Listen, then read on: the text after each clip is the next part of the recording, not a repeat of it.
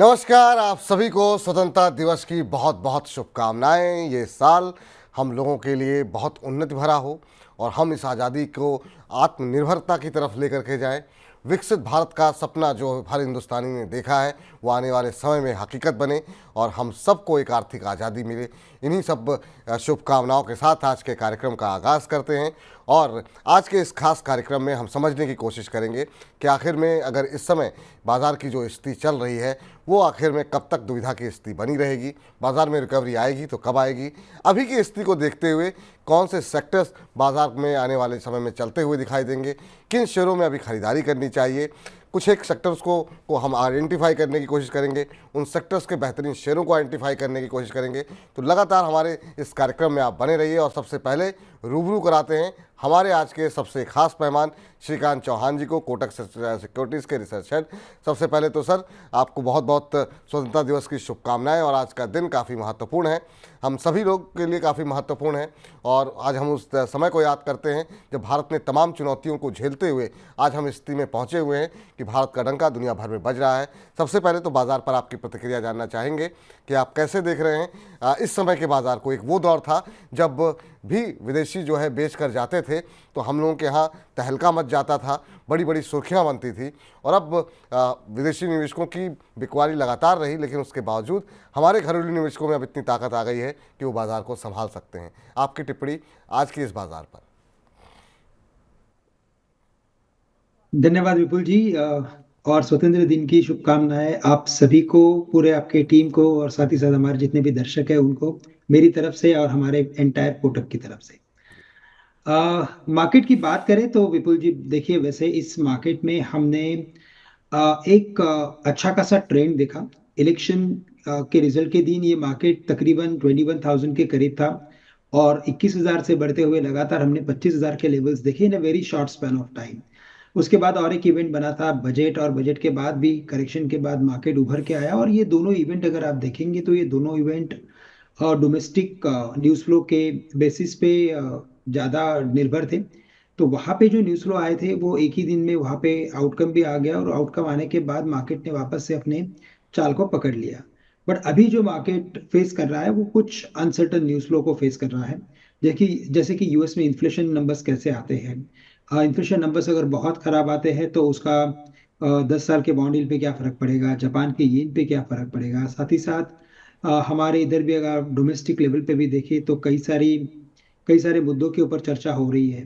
तो इसी वजह से हमें लगता है कि मार्केट थोड़ा अनसर्टनिटी फेस कर रहा है। और अनसर्टनिटी अगर आप कभी भी देखेंगे तो मार्केट को वो पसंद नहीं है। यानी कि जितने भी मार्केट के दिग्गज इन्वेस्टर्स होते हैं या ट्रेडर्स होते हैं उन्हें इस सब अनसर्टनिटी से वैसे काफ़ी अनसर्टन सॉर्ट ऑफ सिनेरियो बन जाता है, जिसमें पोजीशंस बनाना या कुछ बड़ी पोजीशन लंबी अवधि के नजरिया से लेना भी मुश्किल हो जाता है। And they most of the time wait for deeper correction. मुझे लग रहा है कि इस मार्केट में हमें बिल्कुल अभी तक जो बुल के सिनारिया वो बरकरार रखना है। लेकिन अगर मार्केट में कोई करेक्शन आता है तो करेक्शन थोड़ा बड़ा हो सकता है as compared to previous corrections. तो हम शायद ऐसा सोच रहे हैं कि मार्केट 23,000 के लेवल्स तक जा सकता है अगर करेक्शन आता है तो। और उन लेवल्स के करीब शायद 100-200 पॉइंट ऊपर नीचे बढ़िया सपोर्ट है। उन लेवल्स के करीब लाइन की पोजीशंस बनाई जा सकती है। और हायर लेवल्स में मुझे लगता है कि जब तक 25,000 के लेवल्स क्रॉस नहीं होते तब तक एक रेजिस्टेंस बना रहेगा और इन लेवल्स के करीब कुछ प्रॉफिट बुकिंग भी हमें देखने मिल सकती है। जी, कुछ एक सेक्टर्स कुछ एक शेयरों में बात करें उससे पहले सर आपसे ये जानना चाहेंगे क्योंकि आज स्वतंत्रता का दिवस है और आप दशकों से बाज़ार को देख रहे हैं। जब आपने अपना करियर शुरू किया था तब के भारतीय बाज़ार को और आज के भारतीय बाज़ार पे जब आप तुलना करते हैं तो कितनी गहराई, कितनी डेप्थ आपको दिखाई देती है, निवेशकों के भरोसे पर कितना ज़्यादा परिवर्तन दिखाई देता है और कितनी बड़ी संख्या में आपको लगता है कि लोगों का भरोसा भारतीय अर्थव्यवस्था पे, भारतीय शेयर बाज़ार पे बढ़ता हुआ दिखाई दे रहा है? देखिए, अगर मैं जैसे मैंने मार्केट ज्वाइन किया था 1998 2000 में, और तब से अगर मैं देखूं अभी तक तो ये सफर काफी वैसे देखा जाए तो इंटरेस्टिंग रहा है। कई सारे मोड़ आए और उस मोड़ पे हमेशा ही हमारे जितने भी कॉरपोरेट्स हैं स्पेशली उन्होंने काफी अच्छा हमारे ओवरऑल सिस्टम को संभाला। साथ ही साथ लास्ट अगर कोविड के बाद अगर आप देखें तो ये 4 साल में जो रिफॉर्म्स बने हैं या इस साल में जो बड़े डेवलपमेंट्स हुए हैं ऑन द ग्राउंड, मुझे लगता है कि हर एक कॉरपोरेट, हर एक निवेशक और हर एक रेगुलेटरी अथॉरिटीज ने एक समझा है कि ये एक बड़ी चीज ऐसी है मार्केट, यानी कि जिसे हम अगर प्रॉपरली अगर मैनेज करेंगे तो इसका फायदा पूरे देश को मिल सकता है, पूरे जितने भी हमारे निवेशक हैं उनको मिल सकता है और साथ ही साथ कॉरपोरेट्स को मिल सकता है। तो कई सारे चेंजेस हुए, मैं तो कहूँगा कि गजब के चेंजेस हमने पिछले 4 साल में देखे हैं। और निवेशकों का जो जो कॉन्फिडेंस बढ़ा है वो काफी हाई है। साथ ही साथ अगर आप देखें तो जैसे मेरे साथ जिन लोगों ने करियर शुरुआत की थी हम्म। 2002 में, उनका काफी अच्छा एक्सपीरियंस बना। उन्होंने 2-3 साइकिल्स, मार्केट के साइकिल्स देख लिए। इसकी वजह से अभी जब मार्केट में करेक्शन आता है तो जो स्ट्रेटेजी फॉलो होती है वो यही होती है कि बाय ऑन डिप्स की स्ट्रेटेजी फॉलो करनी है, जी। अच्छे स्टॉक्स के साथ जुड़े रहना है, और एक्सपेंसिव वैल्यूएशंस में हमें जो ग्रीडीनेस होती है उससे बचना है। तो कई सारे ऐसे मुद्दे हैं कि जहाँ पे अगर आप देखें तो दिग्गज जो इन्वेस्टर है अपने वॉरेन बफेट, जो हमेशा बोलते हैं ग्रीड एंड फियर के लैंग्वेज में, जो हमेशा हमें कुछ बताते रहते हैं, हमें लगता है कि ये अभी हमारे जो निवेशक हैं उन्होंने काफी अच्छी तरीके से जान लिया है। और इसी वजह से हमारे मार्केट में एक रिजिलियंट एक्टिविटी बनी है और हमारे मार्केट्स बाकी मार्केट्स के कंपैरिजन में काफी अच्छा परफॉर्म कर रहे हैं। जी। चलिए सर, अब जो थोड़ा सा बाजार पर ही जो है लौटते हैं। और हमने देखा कि जो कई सारे इवेंट्स का आपने जिक्र किया, निश्चित रूप से बड़े की ट्रिगर थे, वो सारे की ट्रिगर अब समाप्त हो गए हैं। अब एक ट्रिगर जो है वो मानसून है, एक ट्रिगर जो है रेट कट है, जिसमें अभी लंबा समय लग सकता है। तो बाजार में अभी अगला तेज़ी के लिए कोई बड़ा ट्रिगर दिखाई नहीं दे रहा है, नतीजे आकर के चले गए हैं ऑलमोस्ट। तो अभी बाजार के लिए कोई बड़ा ट्रिगर है नहीं कि जिसको लेकर के बाजार एक ऊंची छलांग लगाए या फिर एक बड़ी गिरावट दिखाए। हाँ, थोड़ा बहुत अनिश्चितता जो अंतर्राष्ट्रीय युद्ध को लेकर के और पड़ोसियों को लेकर के जो है वो बनी हुई है। क्या अब ये मान के चलें कि ये जो समय है ये अब सेक्टर रोटेशन का आ चुका है क्या? क्या यहाँ पर जो चल रहे थे सेक्टर अब वो थमते हुए दिखाई देंगे, नए सेक्टर को आइडेंटिफाई करने का वक्त आ गया है? बिल्कुल। तो देखिए, हमें यही लग रहा है कि इस मार्केट में जो बड़े ट्रिगर्स आने थे इस साल के लिए वो तो आ चुके हैं। अभी ऐसा हो सकता है कि शायद जो ग्लोबल लेवल पे चेंजेस हो रहे हैं, या तो इंटरेस्ट रेट्स के बारे में बात हो रही है, वहाँ पे रिसेशन की बातें हो रही है, या तो यूएस में जो इलेक्शंस है, हमारे लिए तो लगता है कि मोर और लेस डिस्काउंटेड है। क्योंकि अ, कई सारे जितने भी दिग्गज मार्केट्स हैं उन्होंने ये ऑलमोस्ट समझ लिया है कि शायद जो डोनाल्ड ट्रंप है वही जीत के आएंगे। लेकिन ये एक इलेक्शन एक ऐसा इवेंट होता है, वो काफ़ी अनसर्टेनिटी भरा हुआ होता है और उसे प्रेडिक्ट करना काफ़ी मुश्किल होता है। लास्ट मोमेंट में भी काफ़ी सारे चेंजेस हो जाते हैं। हम्म। तो मुझे लगता है कि ये जो ग्लोबल इवेंट है, इस ग्लोबल इवेंट के पीछे मार्केट में तेजी बनेगी। और जो ग्लोबली कनेक्टेड सेक्टर्स है जैसे कि आईटी, फार्मा, एफएमसीजी, वहाँ पे हमें लगता है कि जो मोमेंटम है वो वापस से बन सकता है या तो जारी हो रह सकता है। तो वहां पे हमें फोकस करना है। जैसे आपने कहा, यस, सेक्टरल रोटेशन की बिल्कुल जो हमेशा हमने एक एक्टिविटी देखी है वो तो बनी रहेगी। बट इस बार हमें लगता है कि जितने भी एक्सपेंसिव स्टॉक्स हैं वहां पे इंटरेस्ट कम रहेगा। वैल्यू स्टॉक्स में अभी भी इंटरेस्ट या खरीदारी बनी रहेगी। और इसी वजह से जब करेक्शन आएगा मार्केट में तो मुझे लगता है कि सिर्फ लार्ज कैप ही नहीं बट मिड कैप और स्मॉल कैप में भी अच्छे खासे इन्वेस्टमेंट्स हमें देखने मिलेंगे। ठीक। सर, एक अगला प्रश्न है कि चूंकि सेक्टर पे हम बातचीत कर रहे थे, उसी को प्रश्न को आगे बढ़ाते हुए जरा कुछ एक सेक्टर्स पे बात करते हैं। और सबसे पहले तो ये जानना चाहेंगे कि हमने कहा कि बहुत सारे सेक्टर्स, बहुत सारे शेयर काफ़ी वैल्यूएशन महंगी हो गई थी। इसमें हमने देखा कि डिफेंस शेयरों में काफ़ी एक तरफा रैली देखने को मिली, अब उनके अंदर काफ़ी सुस्ती देखने को मिल रही है। रेलवे में हालांकि अभी भी जो शुरुआती करेक्शन रहा उसके बाद से खबरें का इन्फ्लो ऐसा बना हुआ है कि वहाँ पर बीच बीच में रिकवरी आती रहती है, लेकिन डिफेंस पूरी तरह सुस्त हो गए हैं। डिफेंस और रेलवे को लेकर के अभी आपका व्यू क्या है? क्या अभी भी आपको लगता है कि और करेक्शन आने की आवश्यकता है, उसके बाद एंट्री ली जा सकती है? बहुत लोग ऊपरी स्तरों पे फंस गए हैं। हमारे कार्यक्रम जिसमें कि आप भी कई बार शामिल हो चुके हैं 1 बजे के कार्यक्रम में, उसमें बहुत सवाल आ रहे हैं कि अभी कितना वेट करना चाहिए, क्योंकि ज़्यादातर लोगों की जो नज़रिया था वो शॉर्ट टर्म का था और अब वो परेशान हो रहे हैं। आपकी राय उन निवेशकों के लिए क्या होगी, और रक्षा और रेलवे पर आपकी राय अभी क्या होगी? बिल्कुल। तो देखिए, रक्षा और रेलवे के बारे में अगर बात करें तो मैं यही कहूंगा कि इन सभी स्टॉक्स में हमने जो एक मोमेंटम देखा था उसके पीछे की बड़ी वजह यही थी कि इन्होंने सालों साल से अंडर परफॉर्मेंस दिया था और इनके जो ऑर्डर बुक्स थे वो काफ़ी खाली थे। बट अभी पिछले 3 या 4 सालों में आप देखें तो इनके सभी के ऑर्डर बुक फुल हो चुके हैं। अभी यहाँ से जो कयास लगाया जा रहा है वो यही है कि अभी इनका एग्जीक्यूशन कैसे होगा। और इस बार के क्वार्टरली नंबर्स में हमने देखा कि because of elections, because of this thing budget, जितने भी एग्जीक्यूशंस थे ऑर्डर्स के वो थोड़े स्लो हो गए थे। अब आने वाले क्वार्टर्स में हमें देखना पड़ेगा कि इन हर एक कंपनी में एग्जीक्यूशन कैसे हो रहा है इन ऑर्डर्स का, और रेवेन्यू बढ़ रहा है कि नहीं बढ़ रहा है। That is very very important. अगर रेवेन्यू बढ़ेंगे तो ऑटोमेटिकली कि एग्जीक्यूशन हो रहा है, और इसकी उसके बाद वापस से पर्टिकुलर इन दोनों सेक्टर में तेजी बन सकती है। पर मैं ये कहूंगा कि ये दोनों सेक्टर्स हमारे देश के लिए काफी इंपॉर्टेंट है। और शॉर्ट टर्म का नजरिया है तो दिक्कत जरूर है, क्योंकि काफी एक्सपेंसिव वैल्यूएशंस के साथ अभी इसमें करेक्शन आ रहा है, तो ये करेक्शन थोड़ा टाइम बेस्ड और बढ़ सकता है। बट इवेंचुअली हमें लगता है कि इसमें आप बने रहिए, और लॉन्ग टर्म में आपको ये पर्टिकुलर इन्वेस्टमेंट से काफी अच्छे फायदे मिलेंगे। तो मैं यही कहूंगा कि शॉर्ट टर्म में करेक्शन है, और शायद 10 से 15% का करेक्शन हमें देखने मिल सकता है। लेकिन आप इसमें बने रहिए, कम से कम 12 से 18 महीने का व्यू रखिए, तब जाके इसमें काफी अच्छा मुनाफा मिलेगा। चलिए, तो ये बात तो रही कि ये जो दो सेक्टर के बारे में अगर नहीं पूछते तो बहुत लोगों के सवालों की संख्या इतनी बढ़ जाती कि इतने महत्वपूर्ण सेक्टर है, हम लोग फंसे हुए हैं।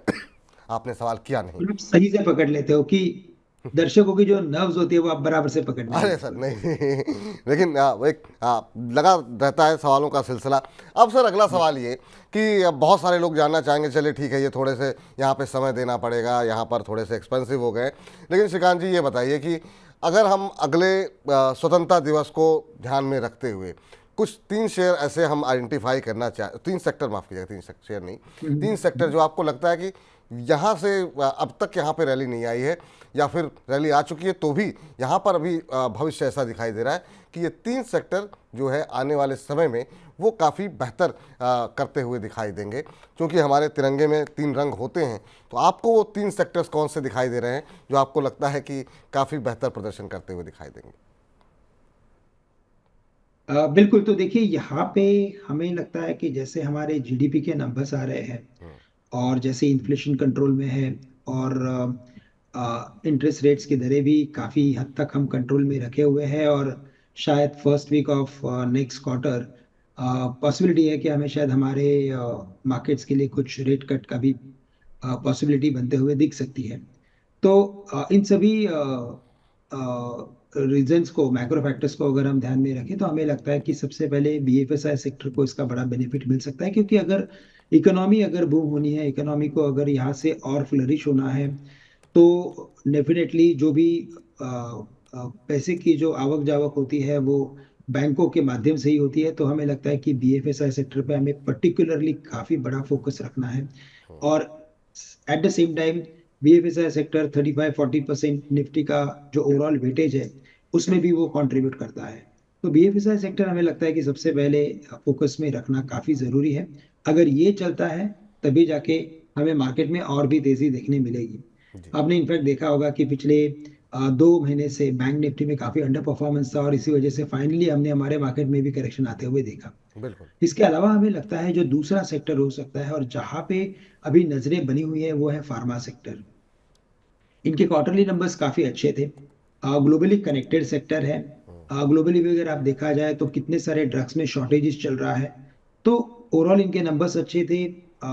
रिस्पांस ग्लोबल लेवल पे काफी अच्छा है। मार्केट में अनसर्टेनिटी कभी भी बनती है तो सबसे पहले डिफेंसिव सेक्टर की तरफ तरफ जो नजर बनती है, तो बिल्कुल। उसमें आईटी और फार्मा होता है। बट इस बार फार्मा ने काफी अच्छा प्रदर्शन दिखाया है, और जितने भी गाइडेंस अभी तक आए हैं इन कंपनी से वो काफी बेहतर रहे हैं। तो हमें लगता है कि यहाँ से फार्मा सेक्टर के ऊपर भी हमें काफी क्लोजली वॉच रखना है। और यहाँ पे भी कई सारे ऐसे कंपनीज है जो काफी स्ट्रॉन्ग कॉर्पोरेट्स है, वहां पे अच्छा मुनाफा बन सकता है। और तीसरा मैं ये कहूंगा कि एक न्यू एज प्लेटफॉर्म जो होता है, जैसे कि जहाँ पे न्यू एज कंपनीज होती हैं, वहाँ पे एक रिन्यूड इंटरेस्ट बना है। और उसका सबसे बड़ा रीजन ये है कि भारत में ये जितने भी न्यू एज कंपनीज ने अपना अपना लिस्टिंग किया है, उन सभी कंपनीज में हमने ग्रीन शूट्स देखे हैं। धीरे धीरे कंपनीज जो कैश बर्न कर रही थी, अभी वो मुनाफे में आ रही है। और अगर देखा जाए तो जो उनकी स्केलेबिलिटी है और जो उनका मार्केट शेयर है वो वेरी वेरी हाई है। तो हमें लगता है कि एक न्यू एज कंपनीज की तरफ भी हमें फोकस करना काफी जरूरी है। जी, चलिए, तो अभी की बात का जो लब्बोलू आप निकला है कि अगर अगले स्वतंत्रता दिवस तक आपको कुछ बहुत सारे सेक्टर चलेंगे, लेकिन 3 पसंदीदा सेक्टर जो श्रीकांत जी के हैं उसमें पहला उनका भरोसा बीएफएसआई के ऊपर है। उनका मानना ये है कि अगर बीएफएसआई सेक्टर रुकता है, थमता है, तो फिर बाज़ार आगे बढ़ना थोड़ा मुश्किल होगा। दूसरा, अगर बाज़ार इसी दायरे में रहता है तो डिफेंसिव शेयर काफ़ी अच्छे चलेंगे, जिसमें कि हमने देखा कि फार्मा उन्होंने पहली तरजीह दी है, तो बीएसएफआई, फार्मा, और तीसरा है न्यू एज कंपनीज, जिनमें कि हमने देखा काफ़ी सारे सवाल उठ रहे थे जब आईपीओज आए थे 2 साल पहले, 1.5 साल पहले। लेकिन अब हम बात करें, चाहे वो जोमेटो हो या बाकी जो कंपनियां हैं, उन्होंने जो है अपने अपने आप को वो मुनाफे में लेकर के आई हैं, और उसके बाद से हम देख रहे हैं शेयर प्राइस में भी काफ़ी ज़्यादा। तो इस तरह की जो नई नई कंपनियां आ रही हैं, नए नए क्षेत्र की कंपनियां आ रही हैं, जो स्टार्टअप्स रहे हैं, उनको समझ में आया कि उनसे चूक कहाँ हो रही थी। तो न्यू एज कंपनीज, बीएफएसआई और फार्मा, ये 3 सेक्टर्स हैं जिनको कि आपको अगर 1 साल का नज़रिया है, अगले स्वतंत्रता दिवस तक के लिए आप खरीदारी करके चलना चाह रहे हैं, तो आप खरीदारी करके चल सकते हैं। सर, बीएफएसआई की आपने बात की, मैं इन तीनों के 3-3 शेयर भी आपसे पूछूंगा आपके पसंदीदा। लेकिन सर, ये हुआ क्या, ये पूरा बीएफएसआई सेगमेंट जो है वो इतना थमता हुआ क्यों दिखाई दिया? बैंकों में एकदम से सुस्ती, अच्छी खासी रैली के बाद हम देख रहे हैं 2-3 महीनों से जो है आरबीआई की तरफ से कुछ कमेंट आ रहा था, तब भी गिरावट। पीएसयू बैंक अच्छे चल रहे थे, नतीजे इनफैक्ट पीएसयू बैंक के बहुत निराशाजनक नहीं रहे, अच्छे रहे Q1 के नतीजे। लेकिन उसके बाद भी जो है वो डिपॉजिट को लेकर के जो कंसर्न बने हुए हैं, वो एक चिंता बनी हुई है। आप बैंकों को कैसे देख रहे हैं अभी, और इसकी रिकवरी के लिए क्या बड़ा ट्रिगर आप मान रहे हैं? देखिए, तो अभी अगर आप इस पर्टिकुलर सेक्टर को काफी क्लोजली अगर ट्रैक करते हैं तो एक बात समझ में आती है कि यहाँ पे जो क्रेडिट साइकिल होती है, यानी कि जो लेंडिंग बोरोइंग की जो साइकिल होती है, वो अपने पीक पे आ चुकी है। यानी यहाँ से भी और लेंडिंग और बोरोइंग का हमें शॉर्ट टर्म में जो business, short term I mean to से यहाँ से 3 to 6 मंथ्स में जो हमें बिजनेस देखना है, दिखाई देगा, वो थोड़ा उसकी रफ्तार थोड़ी थमती हुई दिखेगी। पिछले 3 सालों में अगर आप देखें कोविड के बाद कई सारा लेंडिंग हो चुका है, स्पेशली एनबीएफसी कंपनीज की तरफ से। और जितने भी अनसिक्योर्ड लोन्स हैं, वहां पे मुझे लगता है कि ऑलमोस्ट एक एक एक जो बोलते हैं ना कि पीक होना चाहिए, उस पीक के करीब हम आ चुके थे। साथ ही साथ सेविंग जो है वो डिक्लाइनिंग मोड में है, क्योंकि कई सारा पैसा अभी बाकी के असेट क्लासेस में जा रहा है, जैसे कि रियल एस्टेट है या स्टॉक मार्केट है या इवन बॉन्ड मार्केट है। तो हमें लगता है कि इसकी वजह से सेविंग्स कम होती जा रही है, और इसका हमेशा ही जो स्प्रेड होता है लेंडिंग और बोरोइंग का, उसके ऊपर असर होता है। तो इसी वजह से अभी bank sector right now under pressure है। बट मुझे लगता है कि ये कुछ महीनों तक शायद ऐसा चलते रहेगा, और उसी पर्टिकुलर फेज में हम करेक्शन भी देखेंगे, और वो करेक्शन हमारे लिए एक अपॉर्चुनिटी रहेगी इन सभी जी। स्टॉक्स को अच्छे वैल्यूएशंस में खरीदने के लिए। साथ ही साथ अगर आप जो बड़ी दिग्गज कंपनी है एचडीएफसी बैंक, मर्जर की बाद से अभी तक अगर आप देखें तो उसमें हमने काफी बड़ा अंडर परफॉर्मेंस देखा है। उसका रीजन ये था कि ये काफी बड़ा मर्जर था, और बिकॉज कि ये पर्टिकुलर बड़ी दिग्गज बैंक जब एक अपने वैल्यूएशंस के काफी मैं कहूँगा कि लोअर बैंड पे अगर ट्रेड कर रही है, तो बाकी बैंकों को बड़ा प्रीमियम मिलना काफी मुश्किल हो जाता है। तो इसी वजह से भी हमें लगता है कि थोड़ी सी प्रॉफिट बुकिंग बनी है, और इसी वजह से ये सेक्टर थमा हुआ लग रहा है। लेकिन जो करेक्शन आएगा उसी में हमें लगता है कि एक अपॉर्चुनिटी बनेगी, और हमें अच्छे रिटर्न्स भी बनते हुए दिखेंगे। चलिए, ये राय आप लोगों के लिए निकल करके आती हुई बैंकिंग शेयरों को लेकर के। अब जरा हम बढ़े, जो 3 सेक्टर बताए गए हैं श्रीकांत जी की तरफ से, उसकी तरफ एक और सेक्टर रह गया काफ़ी महत्वपूर्ण, और वो है पावर का।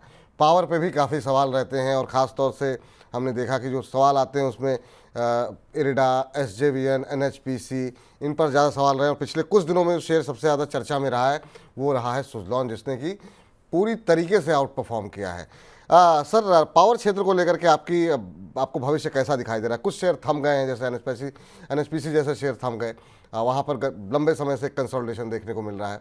लेकिन पहले तो सेक्टर पे व्यू आपका कि यहाँ पर क्या मान के चलें, जिस तरीके से कंजम्पशन स्टोरी बनी हुई है, डिमांड बनी हुई है, ये सेक्टर आगे भी क्या आउट परफॉर्म कर सकता है? बिल्कुल। तो देखिए, power per capita power consumption तो बढ़ते जा रहा है, और ये बढ़ते जाएगा। और अगर ये बढ़ते जाने वाला है तो नो डाउट इस पर्टिकुलर सेक्टर पे हमें लगता है कि काफ़ी कई सारे और भी रिफॉर्म्स बनते हुए नजर आएंगे, कई सारे और ऑर्डर्स निकलते हुए नजर आएंगे। तो हमें लगता है कि नो डाउट ये सेक्टर काफी अच्छा है। और लेकिन यही है कि हमारी गवर्नमेंट की नीति कैसी रहती है, कैसे रिफॉर्म्स ला सकते हैं और कैसे इसमें और इस पर्टिकुलर सेक्टर को मैं कहूँगा कि इस ऑप्स या कुछ जो भी इकोनॉमी रिलेटेड जो सॉप्स होते हैं वो कैसे दिए जाते हैं, इस पर्टिकुलर सेक्टर को कैसे और एक्सपैंड किया जाएगा, उसके ऊपर फोकस बनेगा। तो ये जब बनेगा, जैसे जैसे इसमें ऑर्डर्स बनेंगे उसके बाद इस सेक्टर में और भी तेजी बनेगी। मुझे लगता है कि इनिशियल जो एक्सपेक्टेशंस थे मार्केट के पावर सेक्टर से और जो वो काम कर सकते थे, वो अभी अगर इस लेवल पे देखा जाए तो सभी ऑलमोस्ट अचीव हो चुके हैं। अब यहाँ से हमें लगता है कि कुछ और नए ऑर्डर्स या कुछ नई और घोषणाएं आनी जरूरी है, उसके बाद ये सेक्टर में तेजी बनेगी। बट हमें ये लगता है कि वैल्यूएशन के टर्म्स में देखा जाए तो कई सारी पावर कंपनीज अपने एक्सपेंसिव वैल्यूएशंस के हायर बैंड पे चल रही है, तो इन लेवल्स पे इनमें इन्वेस्ट करना एडवाइजेबल नहीं है। बट कोई भी करेक्शन अगर आता है तो बिल्कुल टाटा पावर, एनटीपीसी जैसे स्टॉक्स या एसजीवीएन जैसे स्टॉक खरीदे जा सकते हैं। हम्म। और ये इरडा की क्या स्टोरी रही सर? ये 32 का शेयर 300 क्रॉस कर गया और उसके बाद भी लोग खरीद रहे थे। क्या कहेंगे, मतलब ये किस तरह का एक ये फोमो इफेक्ट था या फिर कुछ और कारण मानते हैं इसके पीछे आप? देखिए, मार्केट्स कई सारी चीजों को वेल इन एडवांस डिस्काउंट करता है और भविष्य में इस पर्टिकुलर सेक्टर से रिलेटेड और इस पर्टिकुलर कंपनी से रिलेटेड क्या न्यूज़ फ्लो बनता है वो बोलना मुश्किल है। लेकिन हमारे एक्टिव कवरेज में भी वैसे इरेडा नहीं है, लेकिन टेक्निकली मैं बता सकता हूँ कि जब भी हमने कुछ बड़ी रैली देखी है तो उसमें जी। कुछ करेक्शन जरूर आता है। लेकिन इसके करेक्शन को देखते हुए हमें लगता है कि ये स्टॉक काफी ग्रेजुअली करेक्ट हुआ है।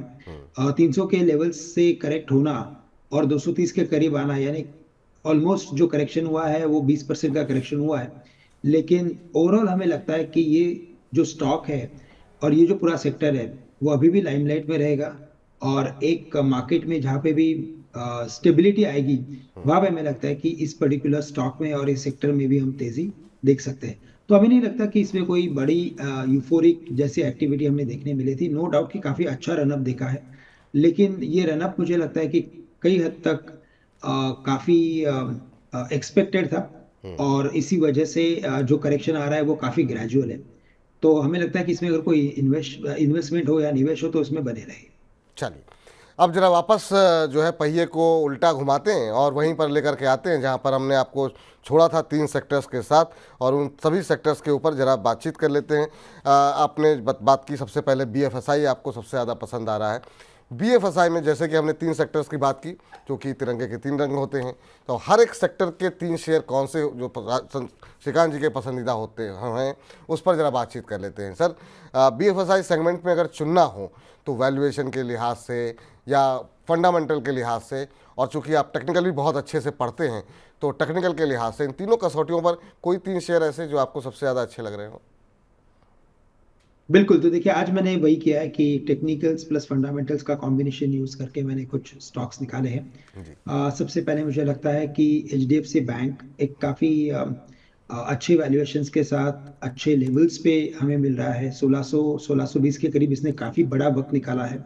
मार्केट में अगर करेक्शन आता है तो पॉसिबल है कि हम यहाँ से 5% का करेक्शन और देख सकते हैं। लेकिन अगर इसमें तेजी बनती है जैसे सेक्टर में तेजी एक्सपेक्टेड है, तो जी। हमें लगता है कि स्टॉक कम से कम 20 से 25% का रिटर्न दिखा सकता है। अभी भी ये फेयर वैल्यू से काफ़ी नीचे ट्रेड कर रहा है। और जैसे हम लोग स्टेबिलिटी देखेंगे सेक्टर में, हम तेजी और एचडीएफसी बैंक में आते हुए देख सकते हैं। जी। वैसे ही आईसीआईसीआई बैंक है, यहाँ पे भी हमें सिमिलर सॉर्ट ऑफ ट्रेंड नजर आ रहा है। काफी अच्छे नंबर्स ये क्वार्टर ऑन क्वार्टर बेसिस पे दे रहा है और काफी अच्छी बैलेंस शीट ये बनाते जा रहा है। तो based on the overall performance, हमें लगता है कि आईसीआईसीआई बैंक भी यहाँ से 15 से 20% की तेजी दिखा सकता है। और करेक्शन में लगभग वही है, 5 से 6% का करेक्शन एक्सपेक्टेड है। स्टेट बैंक ऑफ इंडिया जो भारत की दिग्गज बैंक है, और इस पर्टिकुलर स्टॉक को देखें तो इसमें भी अच्छा खासा करेक्शन बना है। बट ओवरऑल करेक्शन अगर आप देखें तो 10 से 12% के आसपास करेक्शन आया है हायर लेवल से। लेकिन अगर ओवरऑल इसमें रैली बनती है तो यहाँ पे भी हमें लगता है कि 15 से 20% के रिटर्न्स हमें बनते हुए दिखेंगे। और यहाँ से जो भी करेक्शन आता है उसमें स्टेट बैंक ऑफ इंडिया को भी खरीदा जा सकता है। तो एक पीएसयू, दो प्राइवेट बैंक्स, यहाँ पे हमें फोकस करके चलना है। चलिए, तो बीएफएसआई सेगमेंट पे 3 शेयर चुने गए हैं और तीनों अपने क्षेत्र के दिग्गज बैंक हैं, और मतलब एक दो बैंक ऐसे हैं जो कि निजी क्षेत्र के दिग्गज बैंक हैं और एक पीएसयू क्षेत्र के दिग्गज के बैंक की कंपनी को चुना गया है, एचडीएफसी बैंक, आईसीआईसीआई बैंक और एसबीआई। तो आज का जो पहला सेगमेंट बीएफएसआई सेगमेंट है, उनमें ये 3 शेयर जो है श्रीकांत जी को लगता है कि अगर आप 1 साल तक रखते हैं तो ये जो है आपको अच्छे रिटर्न जो है वहाँ पर आते हुए दिखाई देंगे। अब दूसरे क्षेत्र के ऊपर आते हैं और दूसरा क्षेत्र है फार्मा क्षेत्र। फार्मा क्षेत्र डिफेंसिव क्षेत्र माना जाता है। फार्मा हुआ, एफएमसीजी हुआ, और आजकल के बाज़ार में हमने देखा इन दोनों क्षेत्रों में काफ़ी अच्छी जो है शेयर जो में तेज़ी देखने को मिली है। फार्मा में अगर चुनना हो तो किस आधार पर आप शेयरों को चुनते हैं, और यहाँ पर आपको सबसे पसंदीदा शेयर, वो 3 शेयर कौन से हैं जो आपको सबसे अच्छे लग रहे हैं सर? बिल्कुल। तो देखिए, जेनेरिक, बायोसिमिलर और फॉर्मुलेशंस में जो एक्सपर्ट है, वैसे 3 कंपनीज को मैंने ढूंढा है। अगर हम जेनेरिक वर्जन्स के ऊपर बात करें तो नैटको फार्मा ने काफ़ी अच्छा प्रदर्शन दिखाया है इस बार के। उसके नंबर्स काफ़ी अच्छे थे, रेवेन्यू में भी बढ़त थी, प्रॉफिट्स के नंबर्स भी काफ़ी अच्छे थे और गाइडेंस भी प्रमोटर्स ने काफ़ी अच्छा दिया हुआ है। तो हमें लगता है कि नैटको फार्मा जो तकरीबन 1450-1500 के करीब ट्रेड कर रहा है, इसमें यहाँ से कम 25 से 30% की गुंजाइश नजर आती है। ये स्टॉक 2000-2050 के लेवल्स दिखा सकता है, और अगर कोई भी करेक्शन आता है तो हमें लगता है कि ये करेक्शन 5 से 10% का मैक्सिमम हो सकता है। तो यहाँ पे भी आप करेक्शन का इंतजार कीजिए, या तो करंट लेवल से भी खरीद सकते हैं अगर लंबी अवधि का नजरिया है तो। बायोकॉन, यहाँ पे भी हमें लगता है कि सिमिलर सॉर्ट ऑफ ट्रेंड है। सेमाग्लूटाइड करके जो मेडिसिन है, ड्रग है, उसके ऊपर काफी अच्छा काम हो रहा है, और ओवरऑल हमें लगता है कि यहाँ पे भी इसके बायोसिमिलर्स के कुछ प्रोडक्ट्स के पीछे इसमें अच्छी खासी तेजी बन सकती है। स्टॉक तकरीबन 325-330 के करीब है। टेक्निकली अगर देखा जाए तो ये स्टॉक अपने इंपॉर्टेंट सपोर्ट्स के करीब आ चुका है, तो करंट लेवल से भी आप इसे खरीद सकते हैं। बेस्ड ऑन टेक्निकल से हमें लगता है कि ये स्टॉक 400-420 के लेवल्स दिखा सकता है। और इसके अलावा अगर मैं कोई तीसरे स्टॉक की बात करूं जो फॉर्मुलेशंस में काफी एक्सपर्ट है, वो है लुपिन लेबोरेटरीज। और लुपिन में अगर आप देखें तो यहाँ पे क्या हुआ है कि इसने वैसे क्वार्टर क्वार्टर्स नंबर्स तो बहुत ही बेहतरीन दिए हैं, लेकिन सबसे बड़ी बात यह है कि स्टॉक ने काफी बड़ा अंडर परफॉर्मेंस भी हमें दिखाया था विपुल जी। जी लगभग 2015 से लेकर 2024 तक, यानी 10 साल का जो ये पीरियड था, उसमें इसने कंसोलिडेशन किया है और लोअर लेवल से रिकवरी की है। जी इसी कंपैरिजन में सिप्ला और सन फार्मा ने काफी बड़ा आउट परफॉर्मेंस दिया था। जी। अब हमें लगता है कि ये लुपिन की बारी है, और लुपिन यहाँ से हमें कम से कम 20-25% के रिटर्न्स दिखा सकता है। तो लुपिन लेबोरेटरी मेरा थर्ड कैंडिडेट रहेगा, यानी कि इन्वेस्टमेंट करने के लिए, और इस पर्टिकुलर स्टॉक में भी आप इन्वेस्ट करके चल सकते हैं। चलिए, तो बात जब फार्मा की आई तो 3 शेयर जो सबसे ज़्यादा श्रीकांत जी को पसंद आ रहे हैं, उसमें उन्होंने सबसे पहला नाम लिया नाटको फार्मा का। नाटको फार्मा उनको पसंद आ रहा है, बहुत सारे कारण उन्होंने इसके बताए।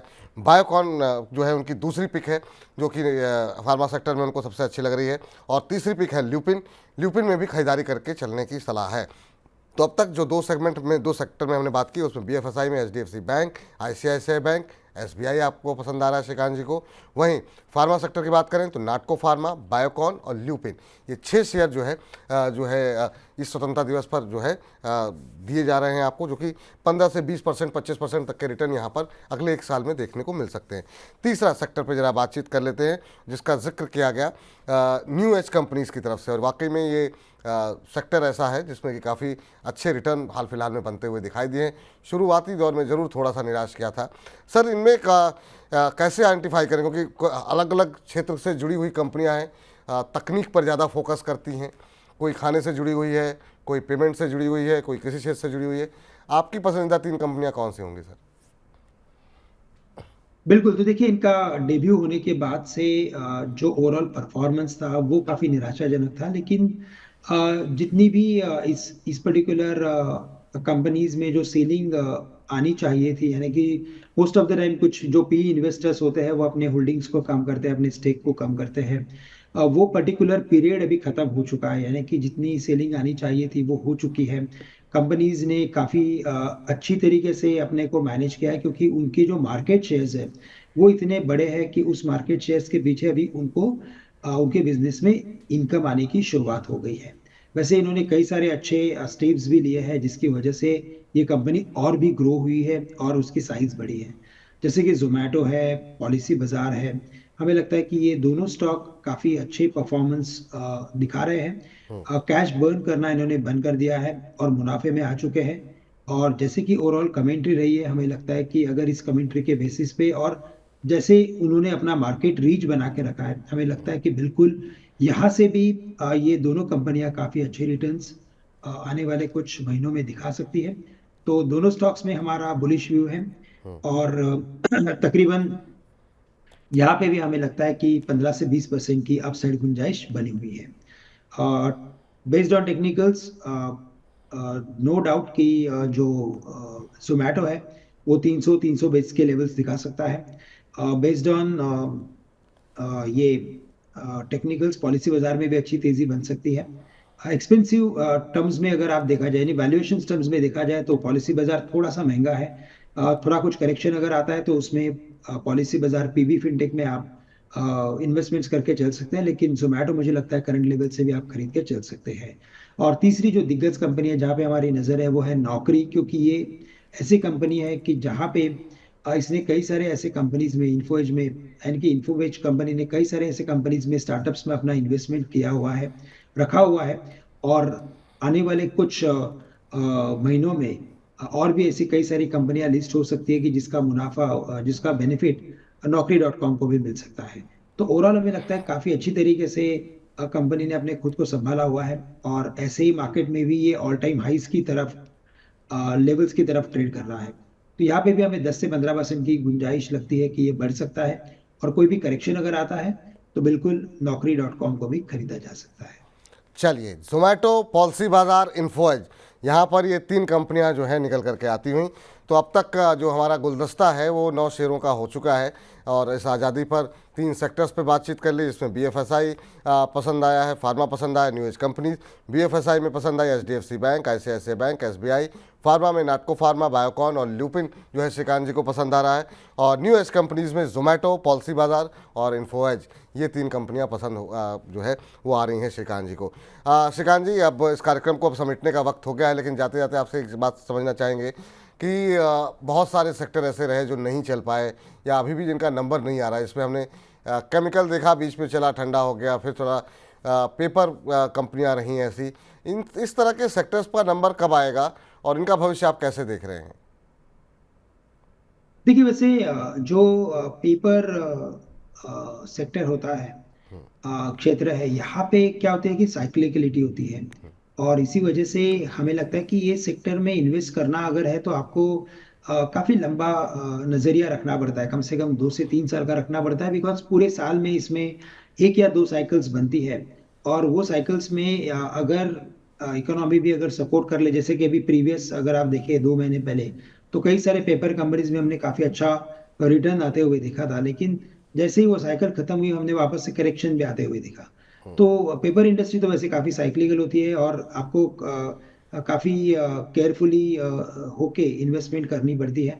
बट मैं कहूँगा कि अगर जैसे आपने कहा कि केमिकल सेक्टर है, तो ये एक सेक्टर ऐसा है कि जो पर्टिकुलरली चाइना के ओवरऑल परफॉर्मेंस के ऊपर डिपेंड होता है, कि अगर चाइना से जो भी केमिकल्स बन रहे हैं, अगर उसकी डंपिंग अगर बढ़ जाती है तो ये सेक्टर में प्रभाव बना रहता है, यानी कि ये दबाव बना रहता है।